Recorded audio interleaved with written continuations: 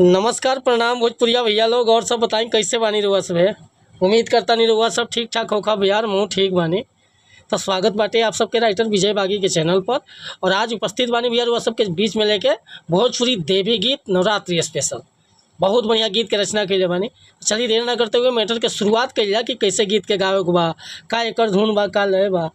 लेकिन video start कर से पहले भैया एगो बात बतावल चाहब, रउआ अगर नया सिंगर बानी या सिंगिंग में इंटरेस्ट बा, अच्छा मैटर के तलाश में बानी, बढ़िया गीत नहीं मिलत, बढ़िया तुकबंदी नहीं मिलत, या आपके मन पसंद के मैटर नहीं मिलत, तो भैया अगर हमारा चैनल पर आ गए बन तो सबसे पहले तो चैनल के सब्सक्राइब कर ली, बेल आइकन प्रेस कर ली।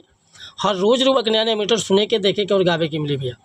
काहे कि हम हर तरह के सॉन्ग राइट करीला और बिल्कुल उचित चार्ज पर देला भैया, मैटर में कोनो शिकायत ना रही।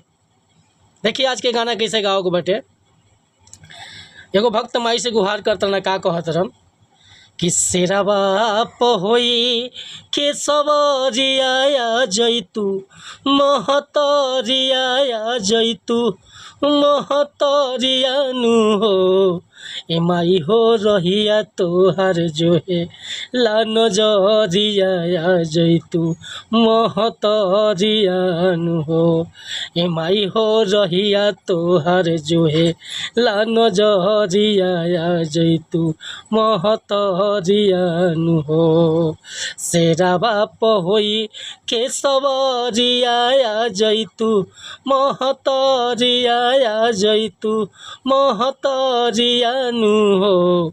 ए माई हो रहिया तोहर जो है ला नजरिया आ जैतू, महतरिया नु हो। तो भैया मुखड़ा लेके उपस्थित रहनी हो। अगर मुखड़ा पसंद बा, फुल गीत लिखवावे के चाहता नहीं तो बिल्कुल उचित चार्ज पे गाना रुआ के व्हाट्सएप के जरिए मिल जाए। नंबर हम वीडियो पर दे दिले बनी भैया। मिला तनी फिर से अगला वीडियो में। नमस्कार प्रणाम धन्यवाद भैया, जय।